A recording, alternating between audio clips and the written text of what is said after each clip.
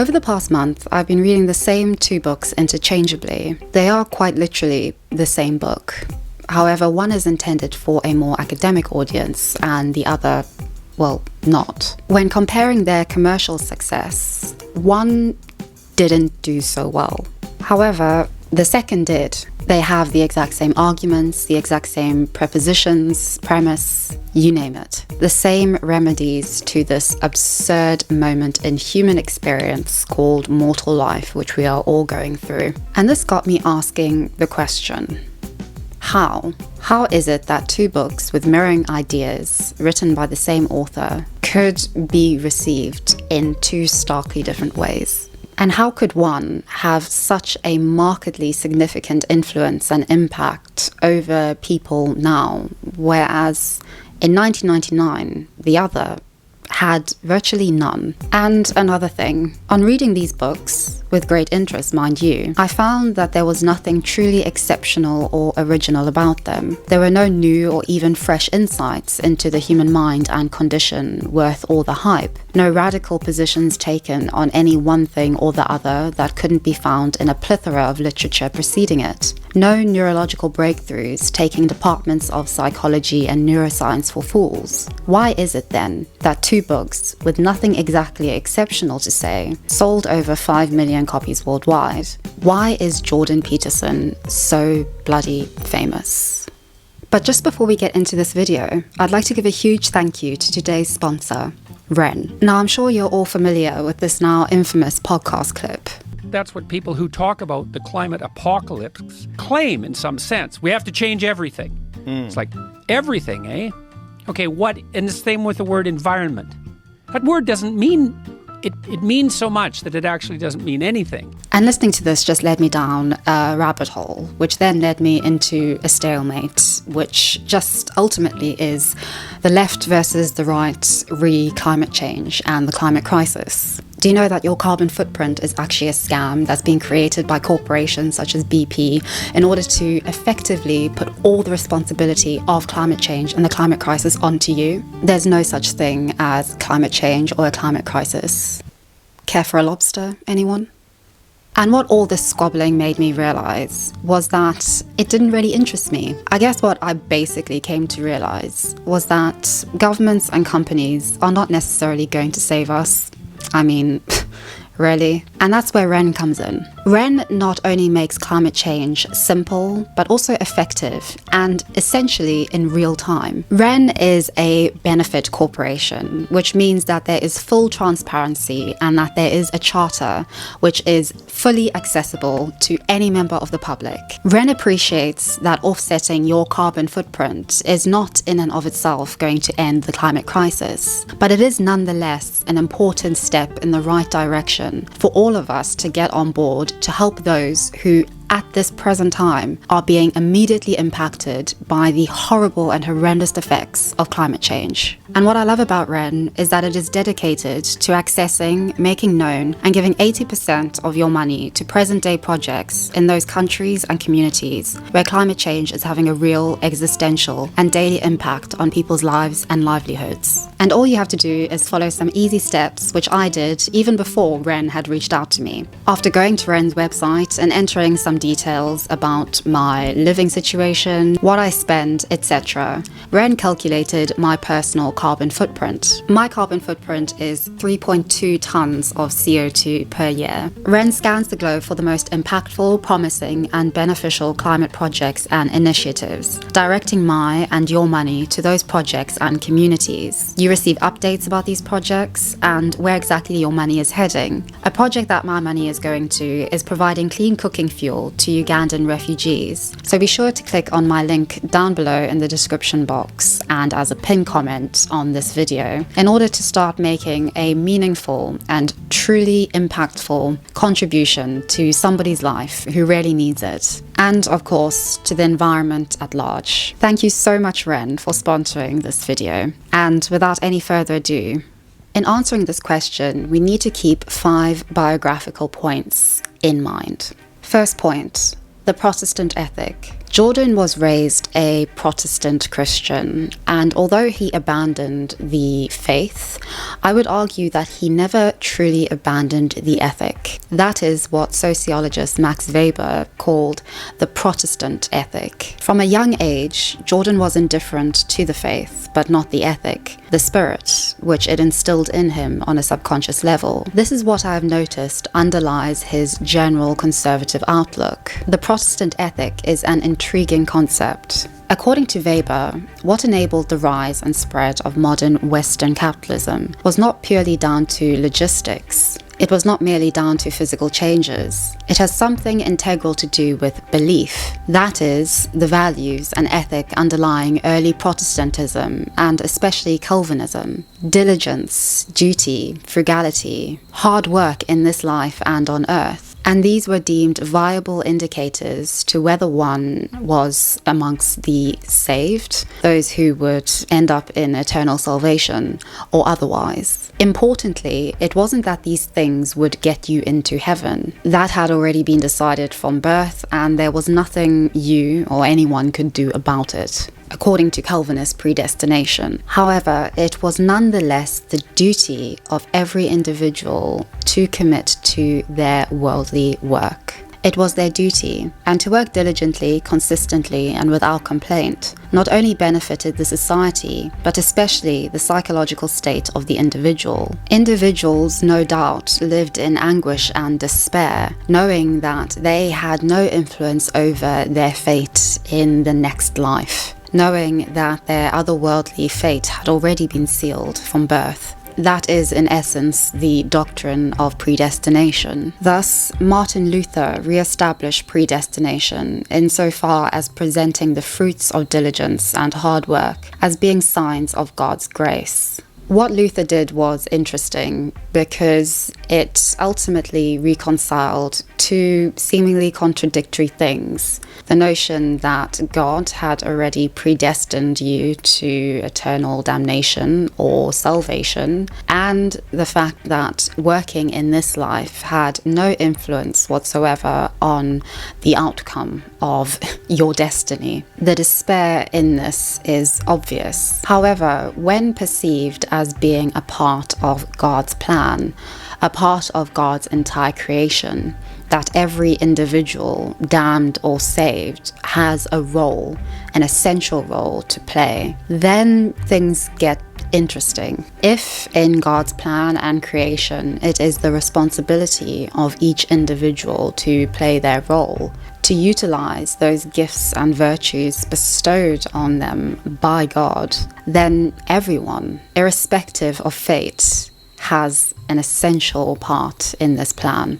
This is, crudely speaking, the idea of Christian stewardship. But this responsibility can be not only daunting, but also quite bewildering and frightening. You do not know if you are among the saved or the damned, and there is no way of knowing. In essence, it made no difference whether you were a rich or poor Protestant in this life. Work hard and diligently you must, because what you reaped was all a demonstration of God's grace and creation at work.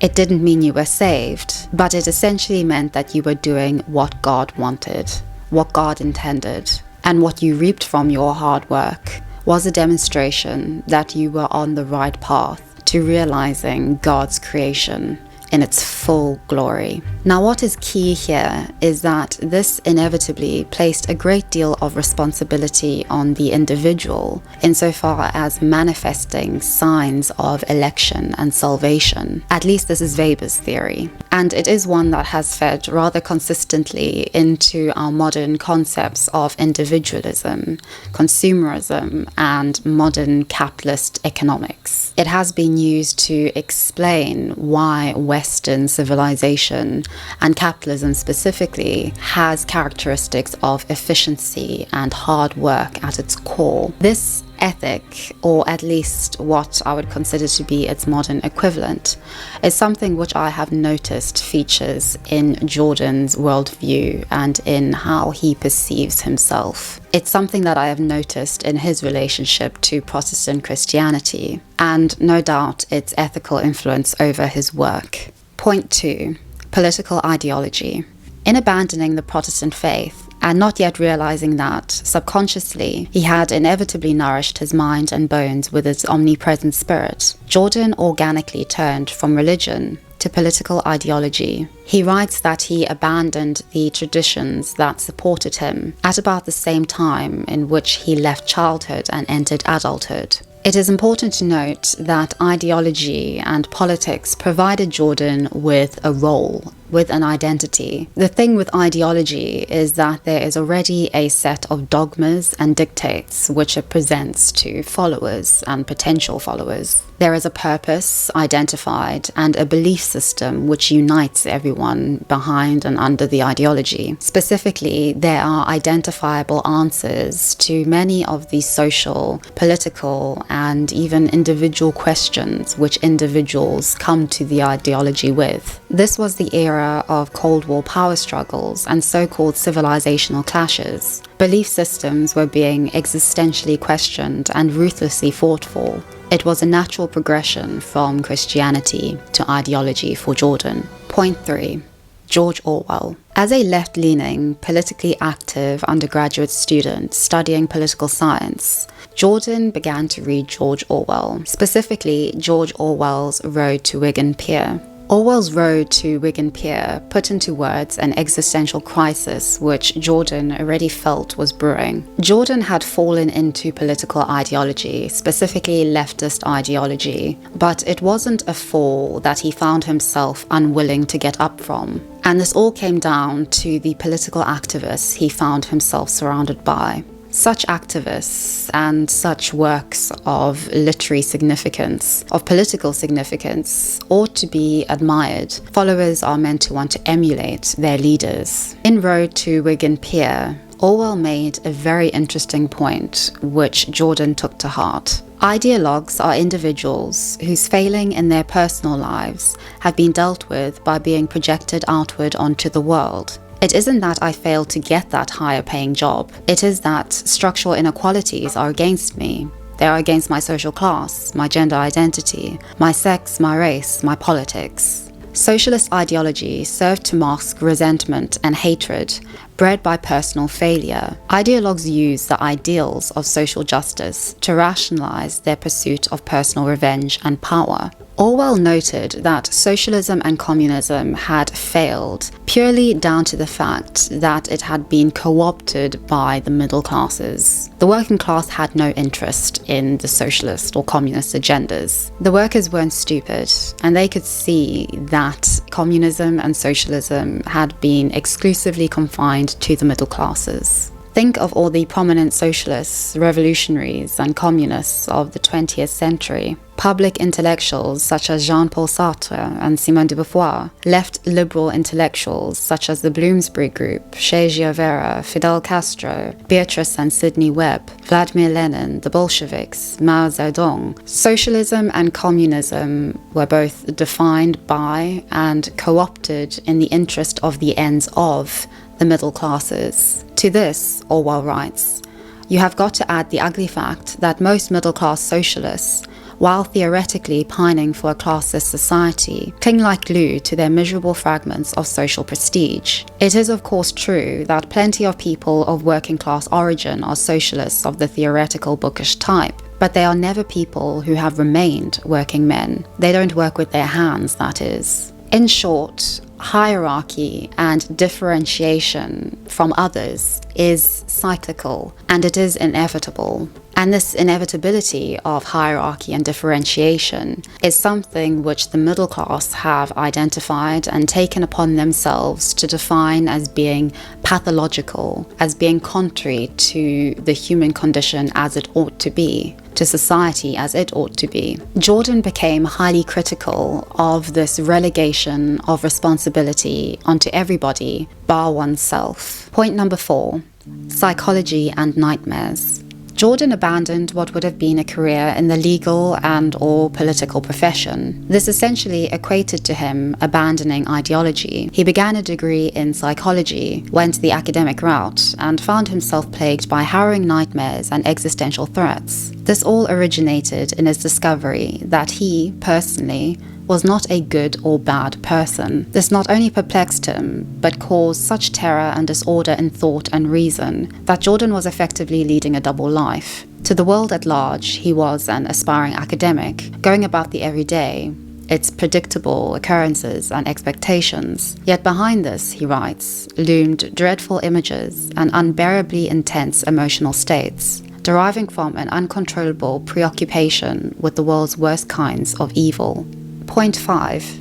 Order. Jordan, however, emerged from this dreadful state of conscious and subconscious anguish, and he did this via intensive study of comparative mythological materials. That is, via the history of religion, specifically Judeo-Christianity, folklore, and the primitive psychology at the foundation of storytelling, as old as time itself. Carl Jung was the central influence here. Not everything was understood by Jordan, but what was truly resonated with him.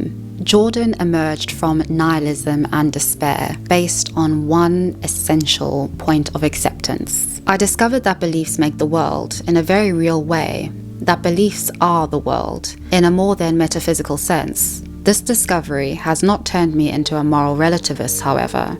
Quite the contrary. I have become convinced that the world that is belief is orderly, that there are universal moral absolutes, although these are structured such that a diverse range of human opinion remains both possible and beneficial. I believe that individuals and societies who flout these absolutes, in ignorance or in willful opposition, are doomed to misery and eventual dissolution. Of course, there are beliefs that are anything but orderly, but the mission of taking responsibility for and over one's beliefs and over one's life is that one is able to discern between those beliefs which are more significant, which are more worthwhile than others. One can decipher and craft order from them, and in this, chaos is transgressed. Dogmatisms are left in the yellowing pages of manifestos of old, and individuals are liberated from the true horrors of existence via facing up to them and establishing order over their lives. Just imagine this is your church here, and you have a full congregation. So.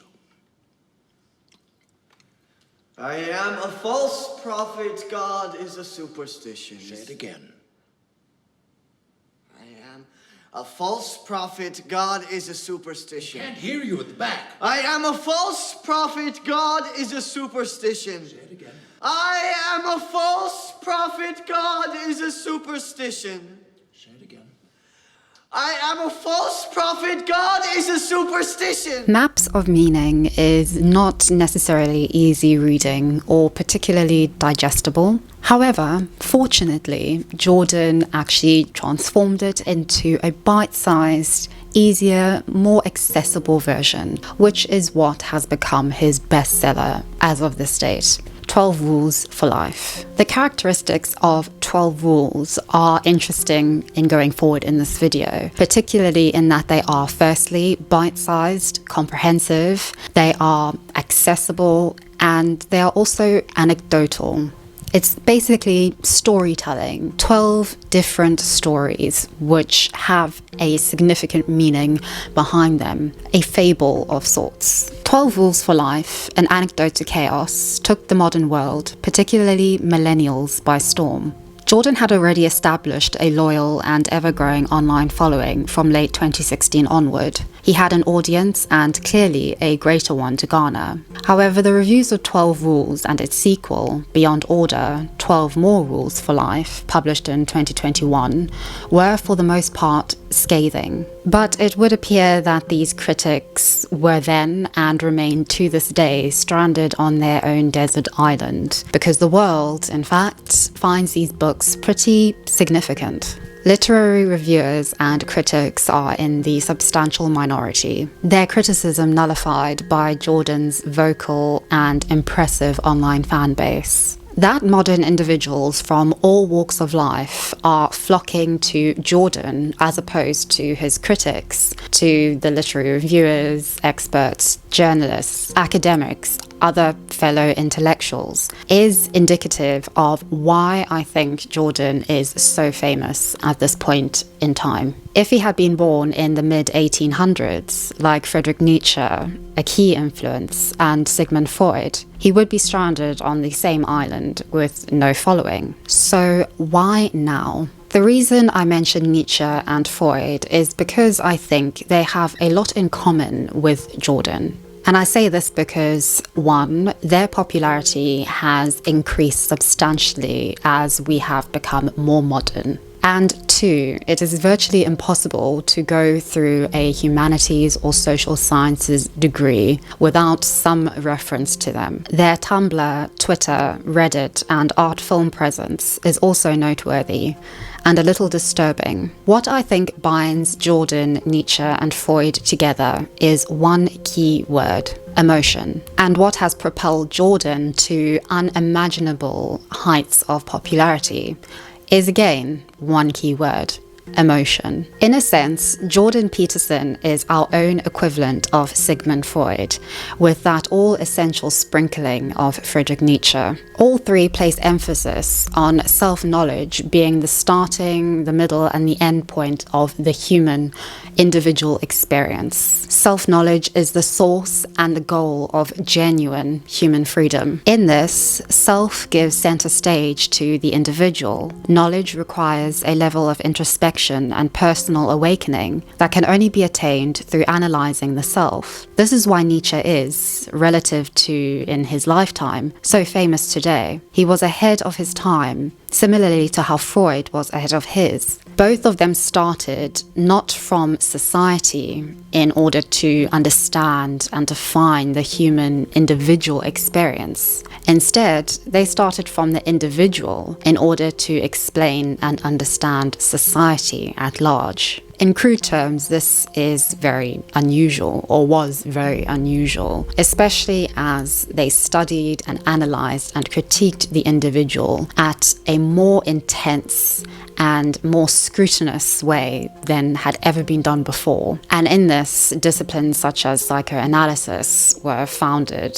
The determinism underlying Freudian psychology is clearly seen in his essay, Civilization and Its Discontent. In it, Freud identified the incompatibility of individual happiness on the one hand and the expectations and obligations placed on the individual by being in and within society. Detrimental sacrifices have to be made either way. And what Freud saw and argued was that the individual was unevenly burdened with the expectations and obligations of society. In the 1920s, Freud, like Nietzsche, largely went under the radar in comparison to their contemporaries, and I believe that this is all down to context. In the 21st century, Jordan stands out for the very reasons that Freud and Nietzsche before him didn't stand out. They were not exactly optimistic about the world in which the individual inhabits. They were pretty pessimistic about the self, but they were determined to give direction to the individual, to seek out the truth underlying the individual experience in society. Once Freud emigrated to the United States,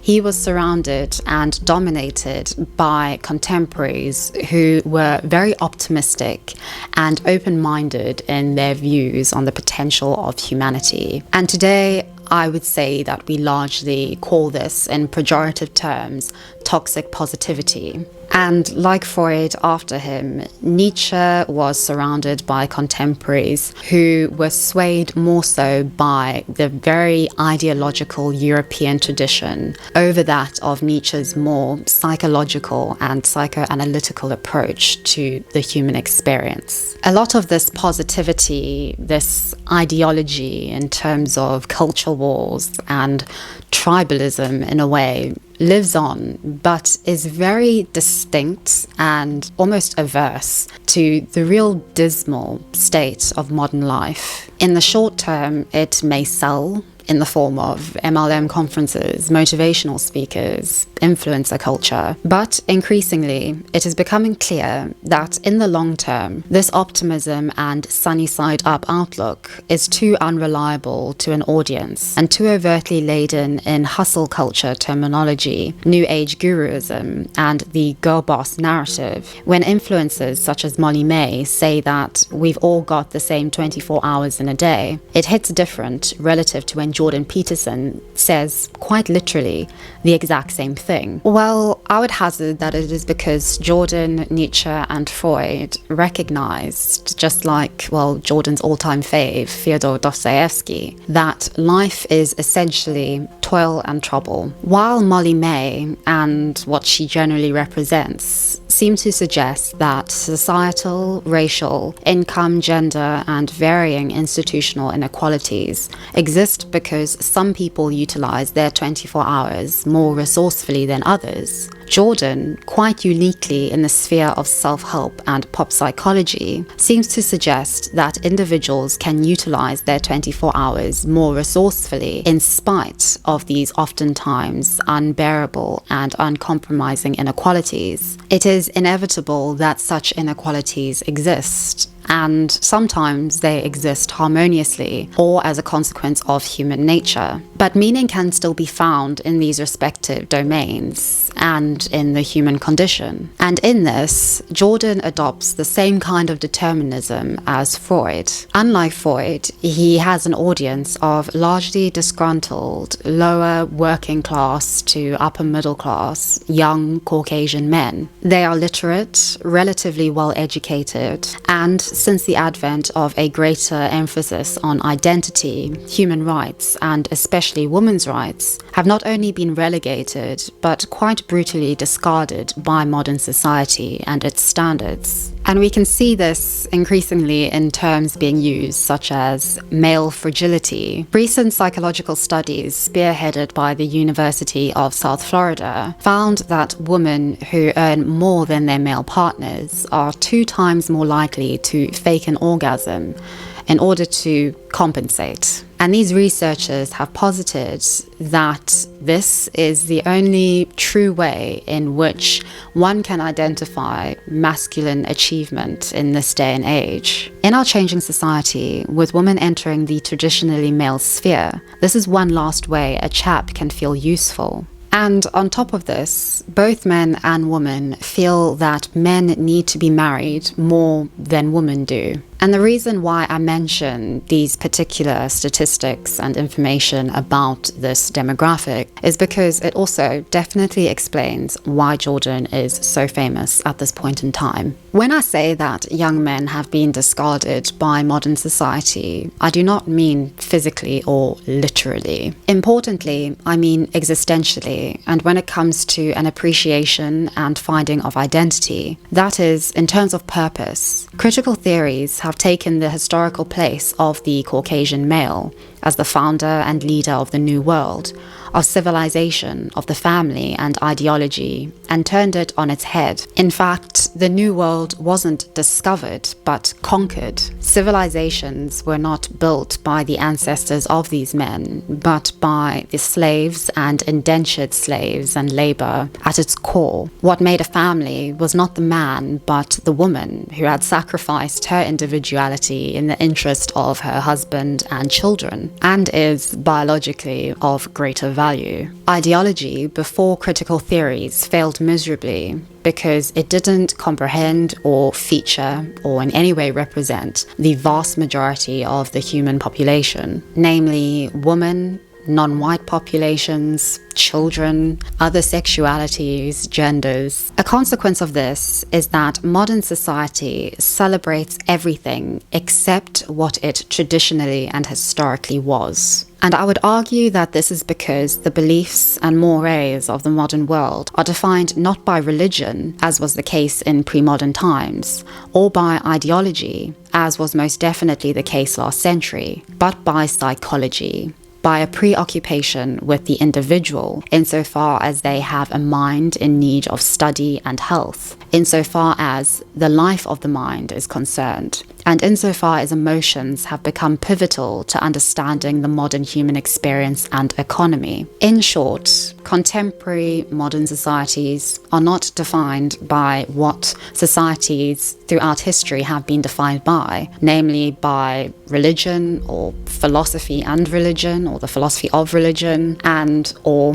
ideology, but by purely psychology. A noteworthy characteristic and very interesting point about psychology is that due to its preoccupation with the life of the mind, the psyche, and emotions, it is inherently feminine. The 19th century pseudoscientific diagnosis of hysteria in women is an initial indicator of this inevitability, and early psychologists' interest in women's minds is also a legacy which it cannot escape. And it wasn't just that psychoanalysis found studying the fragile minds of women highly intriguing. Psychoanalysis was an emerging field where Europe's first female medical students noticeably excelled. These were mainly Russian Jewish women who studied under Swiss psychologists Carl Jung and Eugene Bleuler. They represented the prominence of women pioneers of psychoanalysis. It is arguably because of psychoanalysis' attention to attributes historically associated with femininity, which drew so many women to it, not merely as unwilling patients, but as students and professionals. The entry of psychological expertise into the modern workplace and service economy meant inadvertently that aspects of women's emotional experiences and selfhood were incorporated into the new guidelines to manage human relationships in the modern workplace.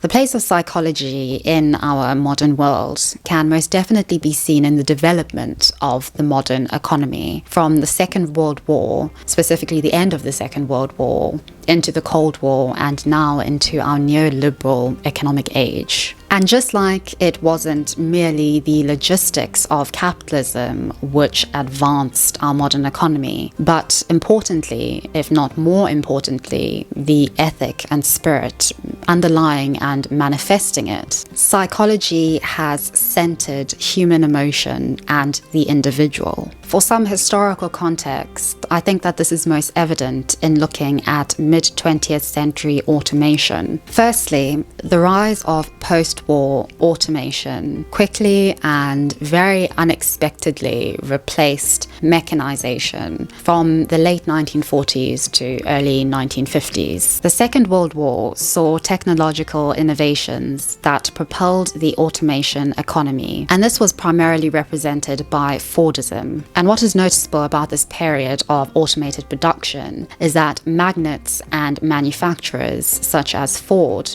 saw their dreams of increased productivity being placed on the backs of machines rather than people. And what is as important, if not more important, is that the optimism and dream of machines taking over people, pioneered by the likes of Henry Ford, failed miserably. And this was because of the crude and simple fact that people are far more adaptable than machines when it comes to change and progress. And that is ultimately what high levels of productivity are based on. Technological innovation takes years of trial and error. Think of the internet. It opens a way to competitors. It requires investing in an uncertain future. Humans, although prone to illness and difficulty to manage and control, are highly resourceful, adaptable, and easily replaceable.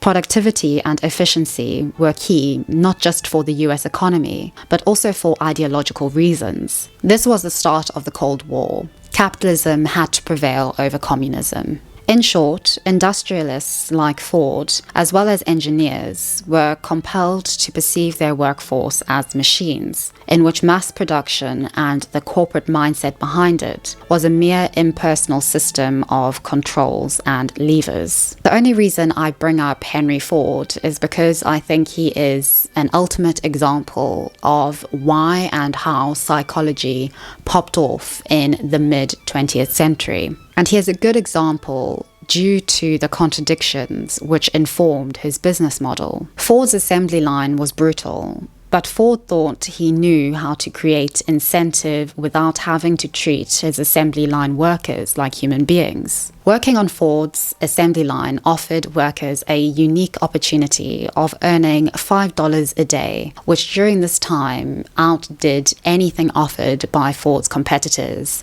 and was incredible. Yet the conditions on this assembly line were so brutal, so inhumane, so difficult and strenuous that it actually did not incentivize in the way that was hoped for. In the first year of assembly line production in 1913, Ford saw a turnover rate of over 400%. And no doubt, due to its innovative potential, assembly line production became the most scrutinized and studied domain of work by psychologists. And this is interesting because from the end of the Second World War, psychologists had predominantly moved from being based and working exclusively within hospitals to working in the private sector. By the end of the war, businesses and society at large was changing and had changed rapidly, and psychologists were at the forefront of this. Although Ford enjoyed success, the incredibly high turnover rate of his assembly line production represented and showed something integral,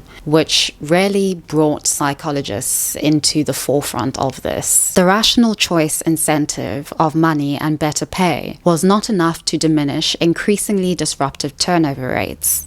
People were not machines, and not even a wage of 50% higher than the average could change that fact. To psychologists studying the rapidly changing American workforce, their demand was becoming clearer as businesses, companies, plants, and industries sought their professional insights and expertise. It was obvious by now that automation and machines were not going to completely do away with the need and essential place of human labor in our economy. What psychologists found is perhaps particularly well represented and illustrated by a series of experiments conducted by a team of psychologists. Led by psychologists Elton Mayo and Fritz Roethlisberger from 1927 to 32 at a large factory complex at the Western Electrical Company in Cicero, Illinois. Their research was highly influential and revealing. The productivity of workers did not depend exclusively on logical factors, such as the incentive of higher wages, but just as importantly, on emotional factors. In short, the satisfaction of employees in their working environment mattered considerably, and this all circulates back to human emotion.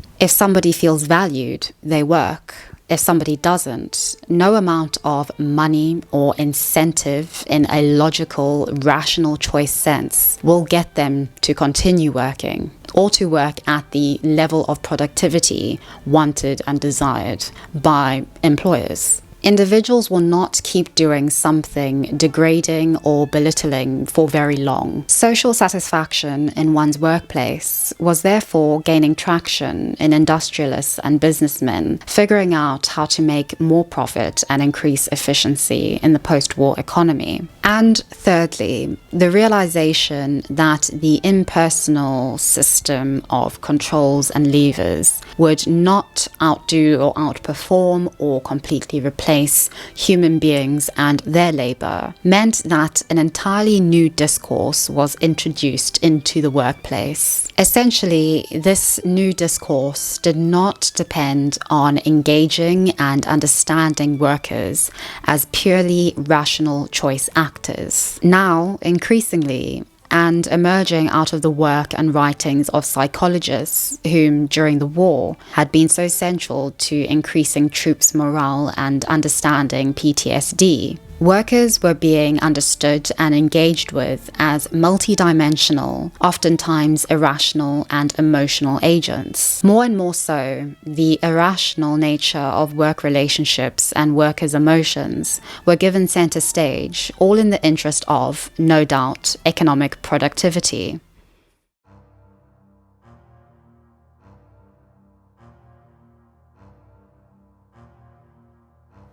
So what this meant was that, essentially for the first time ever, human emotions were a primary concern of capitalists. This had huge implications for young men, which we can still see today, and I would argue also explains why Jordan has really touched something with this particular demographic. The discourse of psychology in the workplace engineered a new form of sociability and emotionality, at the basis of which were two key cultural motives, that of equality and that of cooperation, for relationships were forged between people who were presumed to be equals, and the goal of these relationships was to cooperate in order to make work more efficient. Equality, and therefore meritocracy, sociability in the workplace, cooperation, all of these can only be realized through communication, and this is where psychologists really came in. Communication in the workplace was seen as paramount to resolving conflict, to getting from A to B as quickly and as efficiently and profitably as possible. It was the way to find swift resolutions, and importantly, it also addressed the ever-increasing interdependency of capitalism and bureaucratic networks. Buzzwords such as teamwork, performance reviews, coordination, conflict management, training, and problem solving really took hold from the late 1950s onward.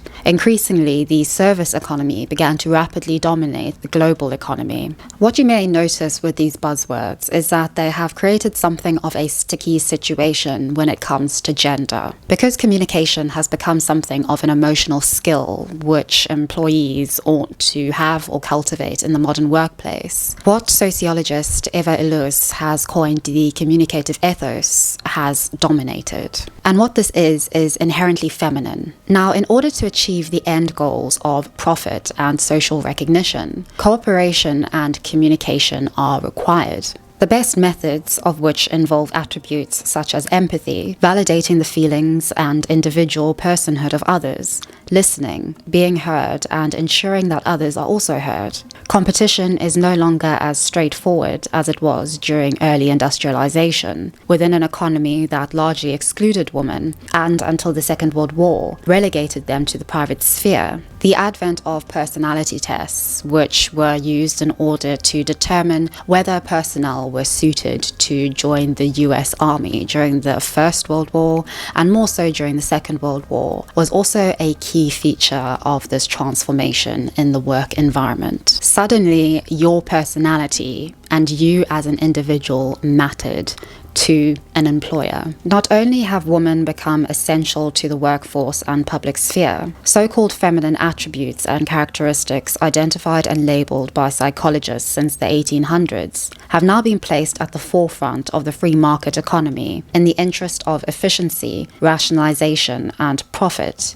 The impact of psychology and its place in the modern world and workplace is largely behind the emergence and dominance of these trends. Now, the service economy is the largest in the global economy. Service has traditionally and now even stereotypically is associated with women. Service has key feminine attributes attached to it. The so-called negative emotions of masculinity are relegated and are seen as not welcome in the modern workforce. They are largely discouraged and moderated. Disputes aren't resolved through physical means, through shouting, through flexing and intimidation. Disputes are resolved through communication because people, namely individuals, have feelings. They have emotions that need to be recognized. And increasingly, individuals are perceived as unique. But this, of course, is all in the context of making profit and making more money, of increasing productivity and efficiency. So, in a sense, the emotionality of our contemporary economy has more to do with being a means rather than an end in itself, which is where some of the contradictions come in, and where, importantly, Jordan fills the void.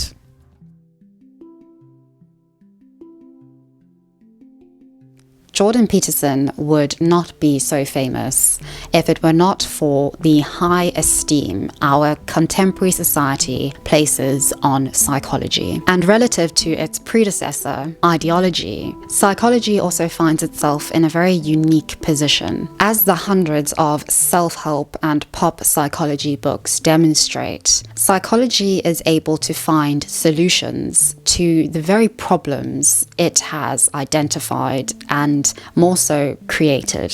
What Jordan represents is a paradox, but it is one that has made him very famous and also quite prophetic. Generally speaking, psychology advances a deep individualism in the form of self-help rhetoric and a preoccupation with the mind, behavior, and emotions. Yet simultaneously, psychology, not identity politics, itself stemming from the commodification of emotions in the modern world, has been at the root of softening the traditionally masculine character and characteristics which dominated pre-1960s capitalism. The crisis of masculinity derives from the very source of its alleged resolutions, psychology, and its commercial success in helping to define and redefine the post-war American workplace in the interest of the free market.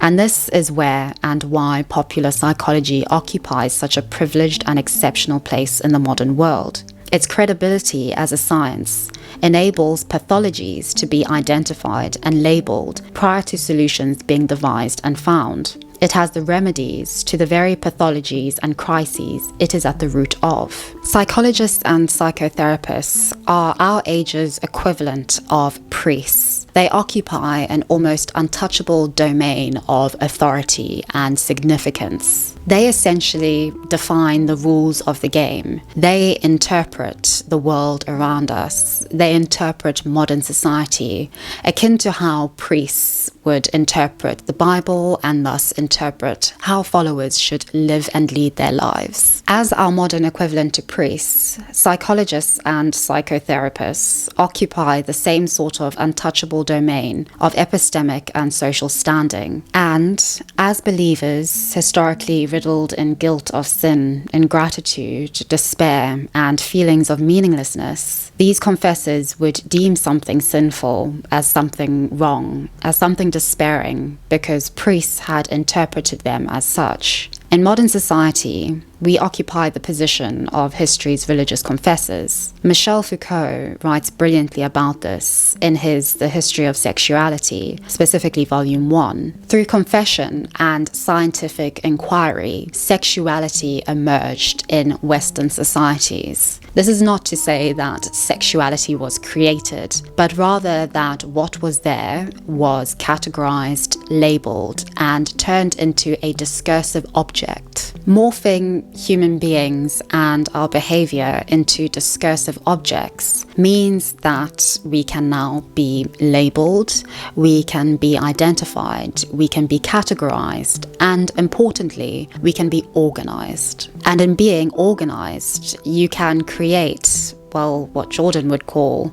order out of chaos. The notion that every individual has a sexuality that can be identified and categorized is a recent phenomenon. This, according to Foucault, is a very recent development which can be attributed to science, specifically to psychology. We confess our behavior, our thoughts, our sexual proclivities to a psychologist or therapist. We are suggested treatments, we are analysed and studied in order to be diagnosed with, oftentimes, pathologies. There are things which we deem pathological because psychologists and therapists have interpreted them as such. Their respective sway over the collective psyche has been down to a mere absence of a persuasive enough counter-narrative and its almost complementary relationship to the modern economy and its needs. Psychology appreciates the complexity of the human and individual experience by categorizing that complexity. Thus, the inexplicable and despairing acts of individuals can be categorized as a personality disorder, as psychopathic or sociopathic. What cannot be understood or explained suddenly can be. And this is something which commercialized psychology has very successfully done. The popular, public, and mainstream usage of psychology terminology and jargon is clear.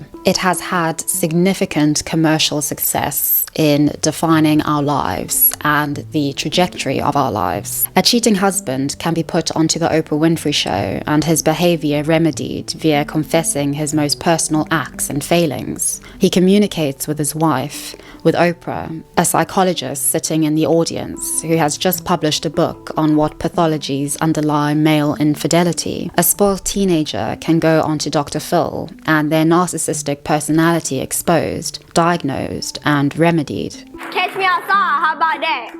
Individuals are inclined to see Jordan Peterson as a prophet because that is essentially what he is. He is a psychologist in the 21st century. Historically, the most successful prophets were those who shouted the loudest. And by shouting the loudest, I don't mean, well, literally. I mean more so the ones whose writings were most persuasive. I found this comment on a video that was highly critical of Jordan Peterson. Many of these types of videos, that is, videos which critique and criticize Jordan, hold valid criticism, but often miss the most important underlying points. The profundity is not in Peterson's ideas, but rather in the way he communicates them and the love he communicates them with. Jordan's following is very diverse, but also very interesting, in that I see the same sort of trend underlying all of their loyalty to him. Jordan speaks to something which a lot of modern psychologists are unable to. It is the way and the love in which he invests into communicating his message, into communicating an individual understanding of their place in this world, without becoming completely despairing or disillusioned. He speaks to a demographic that has been existentially disenfranchised in the modern context, and to an age where ideology has lost considerable appeal to a younger generation. Young millennials have been raised on the premise of psychology's societal takeover and omnipotence. It is no wonder that we look to them, and the most vocal and convincing of them, in this day and age. Lots of fathers and sons come up to me and say, we've really worked out our relationship. It's like, and they're both like, you've never seen smiles like that. It's really something. Psychology has had, and will likely continue to have, an intriguing and central place in modern history. What it has evolved into today was brought to the modern world by a largely German tradition and emphasis on the new study of psychoanalysis, an in-depth talking therapy that aimed to bring unconscious or deeply buried thoughts and feelings to the conscious mind, so that repressed experiences and emotions, often from childhood, can be brought to the surface and examined. Hitler and Stalin collectively drove out most of Europe's psychoanalysts. Europe was ridden in ideology and was not in any way ready for psychoanalysis, was not ready to start from the individual in order to identify and understand society. During the 12 years that Hitler was in power, only about 50 Freudian analysts emigrated to the United States, a country Freud had visited only once and held in contempt. They were some of the biggest names in the field, though,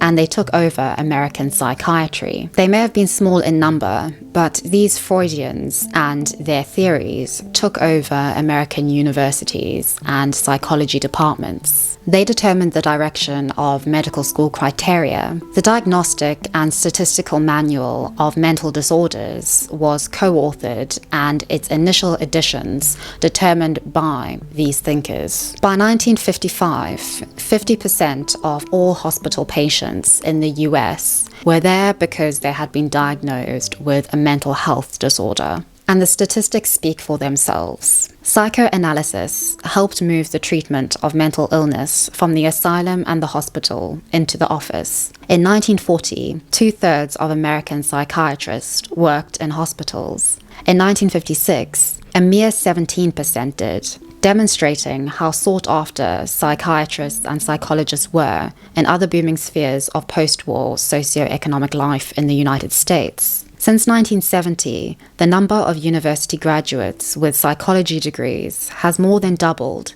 whereas graduates with degrees in economics, political science, and sociology has remained consistent over the same time period. Therapy, more than anything, cultivates the importance of the art of storytelling. It emphasizes interpreting through identifying, explorations into one's childhood, and importantly, it offers individual clients a chance to effectively, almost religiously cleanse themselves through a period of confession. And the outcome of this is meant to enable the individual access to the truth of who they really are, the truth of their situation in this world. And what psychology has essentially identified as being the truth, without outright saying it, is mental health. The truth is mental health. And in order to get there, each individual has a unique and exceptional journey of getting there. There are trials and factors to overcome. There are subconscious and buried emotions and experiences that have to be discovered and dealt with.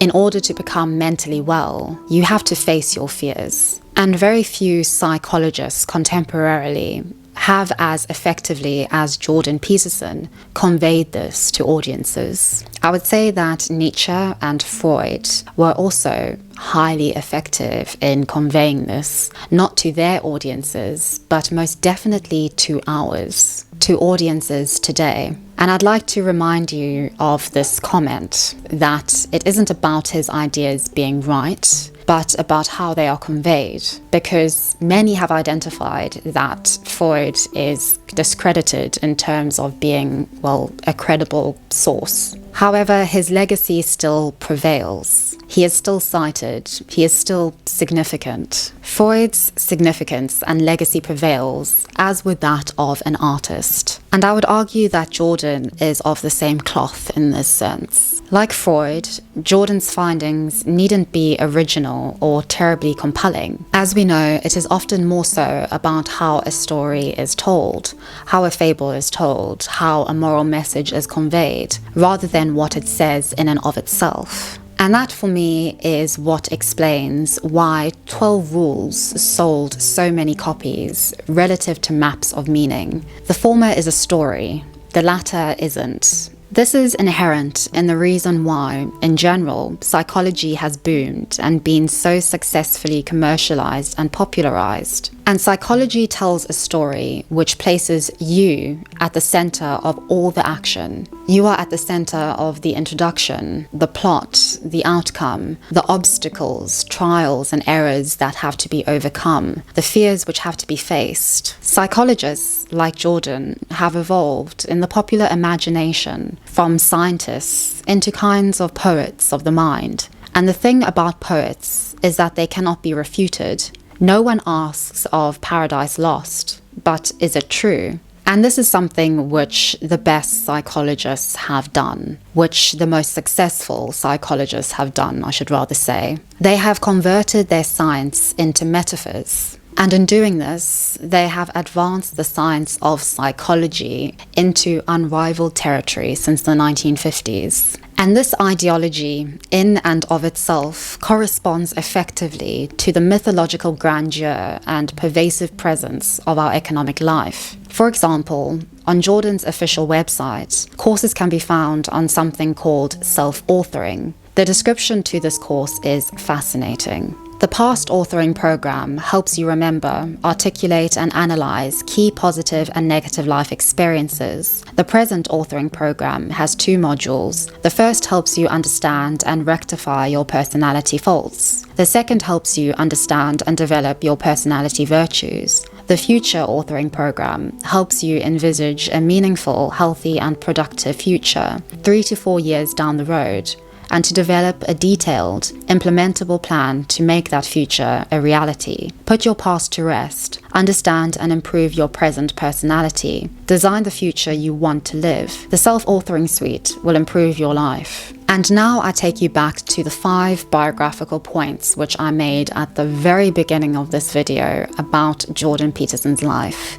that reads as a story of overcoming, of facing fears, and of coming out on the other side. Jordan is the living embodiment that his theories work, that psychology, at least psychology in his image, works. He is a prophet who has lived through what he prophesies. In those biographical points, characters are identified, they are labelled, and their influence over the main character, Jordan, or you, is substantial, because at the end of it all, the goal is to liberate the main character from any hold the past and present may have over them. No one story is the same, something which psychology really pushes home, and that corresponds almost seamlessly with our modern socio-economic age. And so I would say those specific people should be held specifically to account for their actions before any movement up the abstraction hierarchy to a discussion of something like structural racism. Abstracting up the problem to that level of analysis does no good because it pits groups against groups. I think it exacerbates the problem.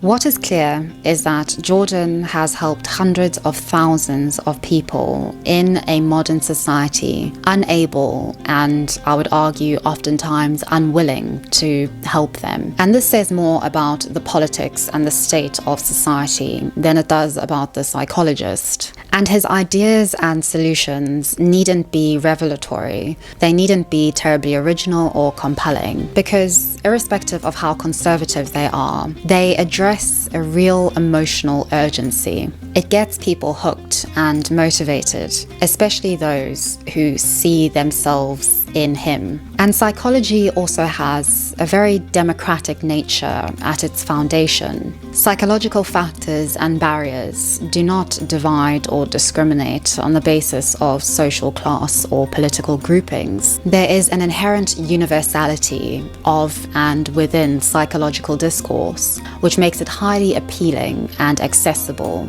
It's no wonder that political groups and ideologues with completely different stances on the world can still see eye to eye and resonate and relate with each other when it comes to psychological discourse. Jordan's psychological trajectory mimics that of Nietzsche's Zarathustra, who conceptualizes Nietzsche's infamous Übermensch, evolving from the submissive, load-bearing spirit of the camel to the free and prideful lion roaming the wilderness beyond morality, good and evil. But to roam the wilderness in such a fashion is nihilism, and importantly, it is not reality. The prideful and amoral lion must undergo a final transformation in order to formulate new and improved values. But tell me, brethren, what the child can do, which even the lion could not do. Why hath the preying lion still to become a child? Innocence is the child, and forgetfulness, a new beginning, a game, a self-rolling wheel, a first movement, a holy yea. Zarathustra not only created and abided by morality, he was also the first and best positioned to expose it. And in exposing morality, Zarathustra was able to create and fashion a new life-affirming morality founded on truthfulness. Most people are idealists or utopians, believing in the possibility of founding a new world, of moving beyond a crisis. Many attempts have been made and have failed. Nietzsche perceived idealists as cowards, as well as socialists, in fact. And I would argue that Jordan sees idealists in quite literally the same way. His idealists are the identity politicians, feminists, the neo-Marxists, socialists, leftists in general, and, God forbid, the postmodernists. He uses them interchangeably because what they represent to him is down to the same thing: resentment. In the context of mental health, resentment will never get the individual to that point of mental health,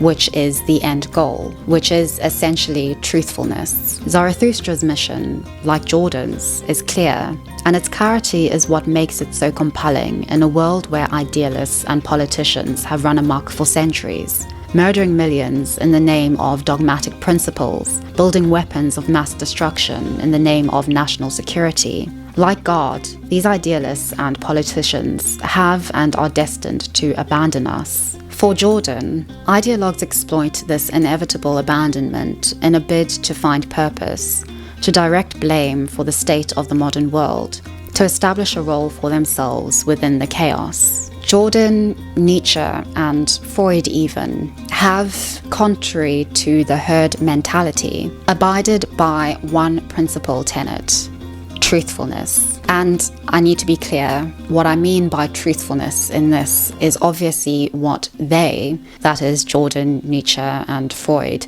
perceive and perceived to be truthfulness. Like Zarathustra, Jordan had to undergo incredibly invasive, frightening, and what he describes as complete and often painful transformation. What I believe about the world now, and how I act in consequence, is so much at variance with what I believed when I was younger that I might as well be a completely different person. This odyssey is highly individualistic, and it ought not to be any other way if we go by our age and the dominance of psychology. It is conducive to our age and to the lingering Protestant spirit and capitalist ethic that underlies it. It corresponds to capitalist realism, the notion that there isn't really any other alternative to the macroeconomic context in which we find ourselves in. And it is conducive to the uncompromising nature of modern life which we find ourselves in. The irony and paradox are that Jordan, in seeking and purporting truthfulness,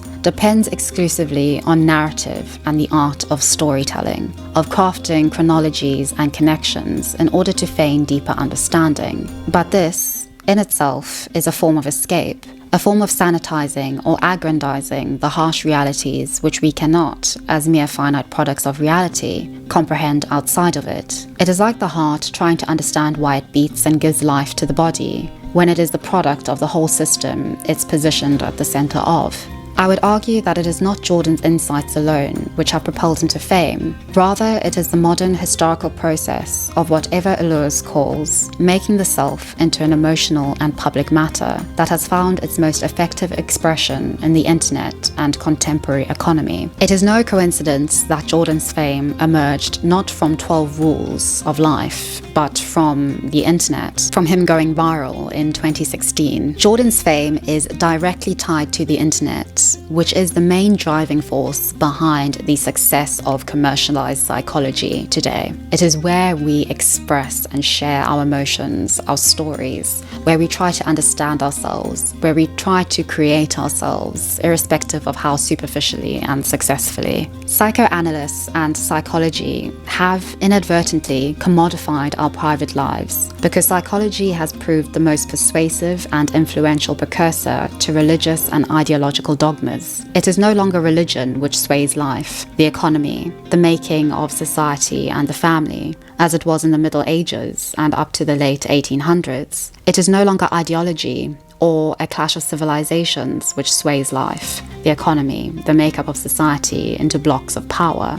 It is psychology, specifically commercialized psychology, insofar as it represents the commodification of emotions that reigns supreme. Its seeds delicately planted, originally by the likes of Nietzsche and Freud, in a context wholly hostile to their works. Both prioritized emotions over all else in their writings and propositions. By focusing exclusively on one's emotional life in every domain of everyday life, political and economic life, and in one's work life, they contributed to transforming the landscape of how we currently perceive and grapple with discovering the self. Thank you so much for watching this video, and I would love to hear what you think and your opinions down in the comment section below. So I hope you learned something. I hope I didn't babble on too long, and yes, thank you so much to WREN for sponsoring this, and thank you to my patrons, and I will see you very soon in the next one.